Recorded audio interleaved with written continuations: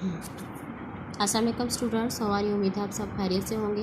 आइए अब हम चैप्टर नंबर 3 स्टार्ट करते हैं। जो चैप्टर नंबर 3 है हमारा देहाती और शहरी ज़िंदगी का फ़र्क। ठीक है, पेज नंबर 11 ओपन करें और यहाँ पे आज की डेट और डे मेंशन करें कि देहात के लोगों का रहना सहना और उनके तौर तरीके क्या हैं, वो किस तरह अपनी ज़िंदगी गुजारते हैं, और शहरी ज़िंदगी जो है वो उसमें क्या फ़र्क है। तो ये अब हम पढ़ते हैं। ठीक है, तो पेंसिल आप लें और मुश्किल अल्फाज के मीनिंग जो है वो नोट डाउन करते जाएं, और साथ जो इंपॉर्टेंट पॉइंट्स हैं वो आप उसको भी अंडरलाइन करते जाएं। ठीक है, तो सबसे पहले हम हासिल पास पढ़ेंगे। इस्तकबाल, बासी, मुरगन, काबिल रश्क, ज़र निगार, दम निकलना, तमद्दुन, फ़राक़ अंजुमन। ठीक है, तो आइए हम इस चैप्टर की रीडिंग स्टार्ट करते हैं। अहमद 7वीं जमात में पढ़ता है। वो अपने वालिदैन के साथ लाहौर में रहता है। उसकी ननियाल गांव में है। ठीक है, ननियाल होता है वो जो आपके नाना नानी का ख़ानदान होता है। ठीक है, मामू और खाला का।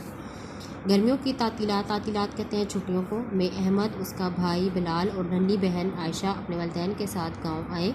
वो गांव के करीबी कस्बे में बस में से उतरे। अहमद के मामू जान ने उसका इस्तकबाल किया। ठीक है, कि उनके जब वो बस से उतरे तो उनके मामू जान वहाँ पे खड़े थे, और रोज़ इस्तकबाल का मीनिंग होता है खुशामदीद कहना। वो उन्हें तांगे पर बिठाकर गाँव ले आए। ठीक है, सड़क के दोनों जानिब धान के हरे भरे खेत थे। धान कहते हैं चावल की फसल को। ठीक है, वो गांव की हरी भरी फिजा देखकर बहुत खुश हुए।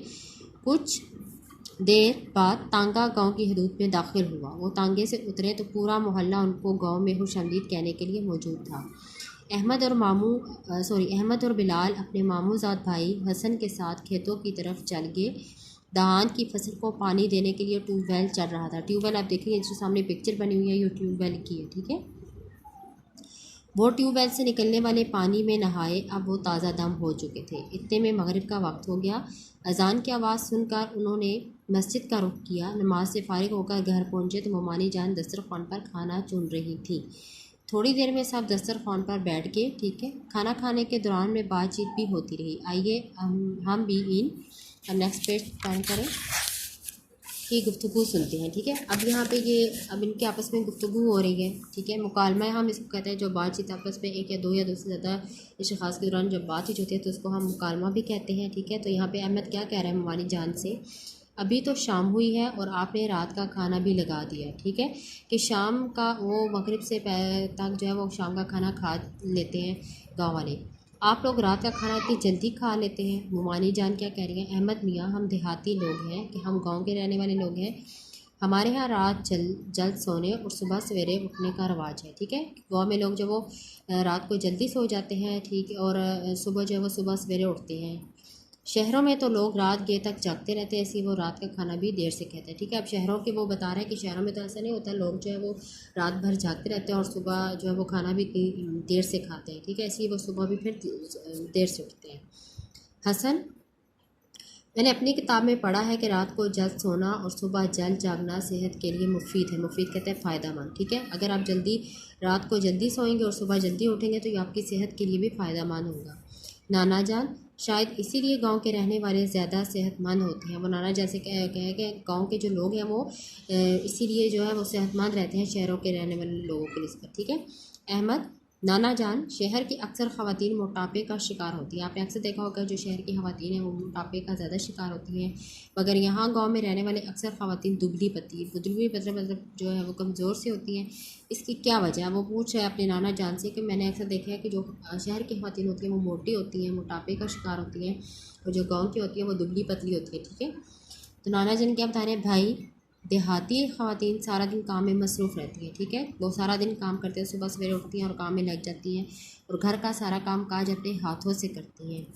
खेतों में भी एक आध चक्कर लग जाता है। ठीक है, फिर एक दिन में एक दो बार वो खेतों में भी चली जाती हैं, जबकि शहरों में रहने वाली ख़वातीन सारा दिन घर में बैठे बैठे गुजार देती हैं। ठीक है, अब शहर वाले जो ख़वातीन हैं वो घर में ही बैठ रहती हैं, तो इस वजह से वो मोटापे का शिकार हो जाती हैं। नानी जान, मोटापे की एक और वजह ग़िज़ा का इस्तेमाल भी है। देहाती लोग सादा खुराक खाते हैं, जबकि शहरों में रहने वाले मुरगन ग़िज़ाओं का ज़्यादा इस्तेमाल करते हैं। ठीक है, मुरगन जो घी में तली हुई ग़िज़ाएँ होती हैं, मुरगन ग़िज़ा उसको कहते हैं। ठीक है, अब जो शहर देहाती लोग हैं वो सादा ग़िज़ा खाते हैं, सादा खुराक होती है उनके, लेकिन शहरों के जो है वो तली हुई चीज़ें, घी से तली हुई चीज़ें ज़्यादा खाते हैं। अहमद के अब्बाजान, वाकई देहातों की सेहत काबिल रश्क है। ठीक है, इसकी एक वजह खालिस और ताज़ा खुराक भी है। ठीक है, वहाँ की जो सब्ज़ियाँ हैं वो भी बिल्कुल खेतों से तोड़ के वो बनाते हैं, और बिल्कुल वहाँ की खुराक भी सादा होती है। यहाँ के रहने वालों को ताज़ा सब्जियाँ, ठीक है, फल और खालिश ग़ज़ाएँ मुयस्सर हैं। अब ताज़ा सब्जियाँ वो वहाँ से लेते हैं, ताज़ा फल होते हैं वहाँ पे वो खेतों से ले आते हैं। शहरों में ये सब चीज़ें गायब होती जा रही हैं। हसन, मैं जब लाहौर गया था तो मैंने वहाँ से बहुत लोगों को तंग तंग घरों में रहते देखा था, ठीक है। अब लाहौर में देखें, अब शहरों में जब वो तंग तंग घर होते हैं, बिल्डिंग्स बनी होती हैं, 3 से 4 मंजिला घर होते हैं, तो वो तंग तंग घर होते हैं। उन घरों के सहन तो थे ही नहीं, ठीक है। अब शहरों में बड़े बड़े सहन के जो घर हैं वो बहुत कम लोगों के हैं, लेकिन ज़्यादातर जो होते हैं वो डबल स्टोरी बनाई होती हैं, और बहुत कम तंग घर होते हैं, ठीक है। हसन, सॉरी, अहमद के अब्बा जान, बात यह है कि गांव में लोगों के पास घर बनाने के लिए जगह का मसला नहीं, ठीक है, क्योंकि गांव के लाज जो होता है वो घर बनाने के लिए लोगों का मसला नहीं होता। अमीर आदमी तो शहरों में भी बड़े घरों में रहते हैं, मगर आम और गरीब आदमी छोटे छोटे तंगों तारीफ मकानों में रहने पर मजबूर होते हैं, ठीक है। गरीब लोग होते हैं वो तो मजबूर हैं, वो इस वजह से तंगों तारीफ घरों में रह रहे होते हैं, लेकिन जो बड़े अमीर आदमी हैं वो बड़े बड़े घर बना लेते हैं, वो उसमें भी रहते हैं।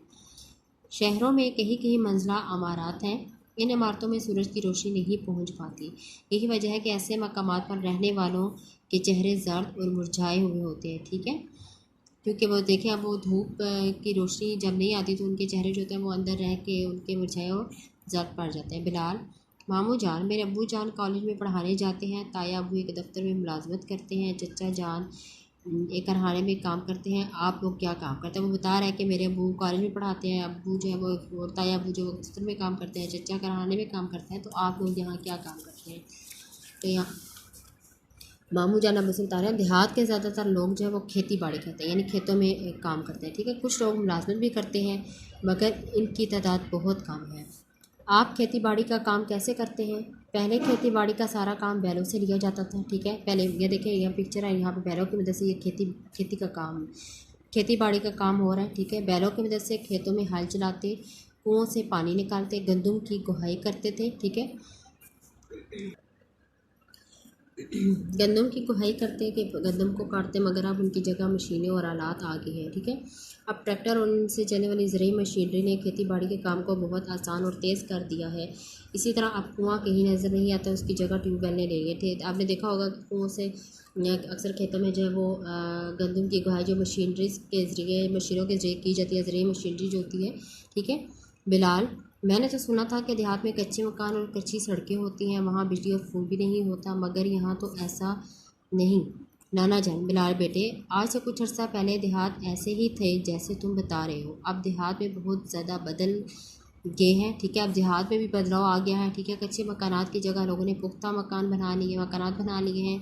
देहात में सड़कों पर जाल भी फैला दिया गया है, बहुत से देहात में बिजली पहुंचा दी गई है। मोबाइल फ़ोन तो अब हर गांव में नज़र आता है, ठीक है। अब जो गांव में है, पहले ऐसा होता था, गांव में फ़ोन वगैरह नहीं थे, बिजली नहीं होती थी, और कच्चे मकान होते थे, कच्ची सड़कें होती थी, लेकिन अब ऐसा नहीं है कि मकानात और जो सड़कें हैं वो पुख्ता हो गई हैं, और बिजली भी हर घर में पहुंचा दी गई है, और फ़ोन भी अब हर घर में नज़र आता है।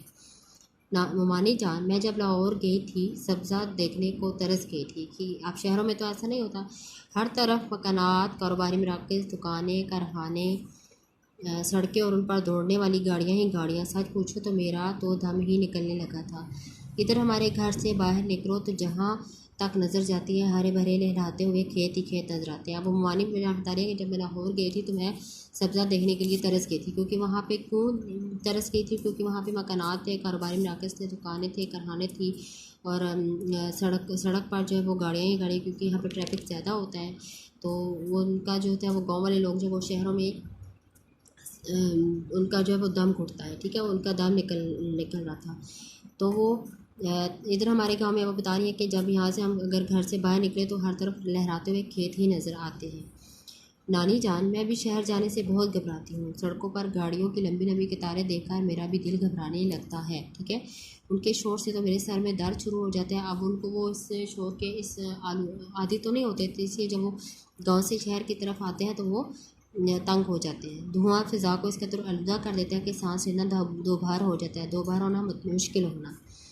मैं शहर के रहने वालों को दाद देती हूँ, भाई मेरा हौसला है इन लोगों का जो इस माहौल में रह रहे होते हैं, ठीक है। अब वो कह रहे हैं कि मैं जो शहर के रहने वाले हैं मैं उनको दाद देती हूँ कि उनका हौसला है कि वो इस माहौल में रह रहे हैं। आप देखो शहरी उनके ट्रैफिक है और धुएं से जो है फ़ज़ा आलूदा हो रही होती है और ये इसलिए बीमारियाँ भी फैलती हैं। ठीक है। अहमद के अब्बा जान, असल में शहरों की आबादी में बेतहाशा इजाफा हुआ है। पहले देहात में 75% लोग रहते थे, कीजिए 75% जो लोग देहात में रहते थे। देहात से शहरों की तरफ नकल मकानी के बढ़ते हुए रुझान की वजह से अब 70% से भी कम लोग यहाँ देहात में रह रहे हैं। जब किसी जगह लोग ज़्यादा होंगे तो गाड़ियाँ और शोर भी ज़्यादा होगा। हसन, फूफा जान, लोग देहात से शहरों में क्यों जाते हैं? देहात में कारोबार के मौके कम होते हैं। ठीक है, लोग इतने वहाँ पे सिर्फ खेती बाड़ी लोग कर सकते हैं। इसके अलावा जो है जो कारोबार के मौके जो होते हैं वो लोगों को कम मिलते हैं, तो इसलिए लोग रोज़गार की तलाश में शहरों का रुख करते हैं। के अलावा शहरों के मुकाबले में देहात में तालीम और सेहत की सहूलतें भी कम होती हैं। ठीक है, देहात में जो तालीमी इदारे होते हैं वो भी कम होते हैं और सेहत की सहूलतें भी, हॉस्पिटल वगैरह भी नहीं होते। बहुत से तालिब इल्म तालीम हासिल करने के घर से शहर के स्कूलों, कॉलेजों और यूनिवर्सिटियों में दाखिला लेते थे। इसी तरह बेहतर इलाज मुआवजे के लिए भी लोग शहरों में नकल मकानी करते हैं। ठीक है, कि अच्छी तालीम हासिल करने के लिए और अच्छी सेहत के और इलाज मुआवजे के लिए भी वो शहरों की तरफ रुख करते हैं। इन सब चीज़ों से शहरों की आबादी बढ़ती चली जा रही है।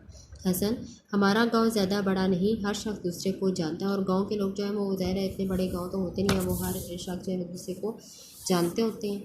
शहर तो बहुत बड़ा होता है, वहाँ तो सबको जाना बहुत मुश्किल होगा। अहमद की अम्मी जान, बेटा शहर तो इंसानों के समुंदर है, वहाँ की ज़िंदगी बहुत तेज़ है। ठीक है, लोग अपने अपने काम धंधों में बुरी तरह उलझे हुए हैं। बाज़ औक़ात तो लोग अपने हमसाए तक से बेखबर होते हैं। यानी शहरी ज़िंदगी इतनी मसरूफ़ियात हैं कि लोग जो है वो एक दूसरे को हफ़्ता हफ़्ता महीना महीना मिलते नहीं हैं। ठीक है, एक दूसरे को खबर नहीं होती। ठीक है, वो अपने काम में इस कदर बिज़ी होते हैं। हसन, अच्छा फूफा जान, ये तो बहुत बड़ी अजीब बात है। पता है पिछले साल हमारी भैंस बीमार हो गई थी, पूरा गांव इसके मुतल्लिक पूछने हमारे घर आया था। ठीक है, आप देखें वहाँ पे भैंस बीमार हो गई थी तो पूरे गांव को पता चल गया, तो पूरा गांव के घर उसकी मुतल्लिक पूछने आया था। नाना जान, भाई देहात का अपना रहन सहन है और शहरों का अपना। देहात के अपने फ़ायदे हैं और शहरों के, ठीक है, देहात के रहने वालों के अपने फ़ायदे होते हैं और शहरों के रहने वालों के भी अपने फ़ायदे हैं। शहरों में जो है वो ज़्यादा सहूलियात हैं। या देहात और शहर दोनों तरक्की करेंगे तो हमारा मुल्क जो हमारा वतन है तरक्की करेगा। हुकूमत अगर देहात में तालीम और सेहत की बेहतर सहूलतें मुहैया कर दे, तो इस तरह देहात में कारखाने लगा दिए जाएँ तो कोई आदमी गाँव छोड़कर शहर का रुख ना करे। ठीक है, अगर हुकूमत देहातों में भी अच्छे तालीमी इदारे बना ले और सेहत की सहूलतें मैसर कर दे और बड़े बड़े हर एक कारखाने बना दे ताकि लोग वहाँ पे रोज़गार अपना कर सकें। ठीक है, तो कोई भी लोग जो है वो गाँव से कोई भी गाँव छोड़कर शहर की तरफ रुख नहीं करेगा। अहमद के वजन, मैं आपको एहसान दानिश की नज़म के आखिरी 2 शेर सुनाता हूँ। इस नज़म में उन्होंने देहात और उसके रहने वाले मेहनती इंसानों की बहुत तारीफ़ की है। ठीक है, ये देखिए इशार दिया गया है। वारे देहात के सादात मंदुन की बहार, सादगी में भी है क्या क्या तेरा दामने ज़र निगार। ठीक है, ज़र निगार का मतलब है सोने के नाक्श, मुराद बहुत खूबसूरत। दिल ये कहता है फ़राक़े अंजमन सहने लगूँ, फ़राक़े अंजमन महफ़िल की जुदाई, शहर की रंगीनियाँ छोड़ूँ यहीं रहने लगूँ। ठीक है, कि वो कह रहे हैं कि जो देहात की सादा ज़िंदगी है उससे ही बहार है और जो है वो तेरा जो दामन है। ठीक है, कि सादगी में भी तो तेरी देहात में सादगी है लेकिन फिर भी जो है वो क्या है कि सोने के नक्श मरवान, जो तुम्हारा जो दामन है वो बहुत ही खूबसूरत है। और दिल यही कहता है कि दुनिया ये शहरों की रंगीनियों को छोड़कर मैं यहीं आ जाऊँ। ठीक है।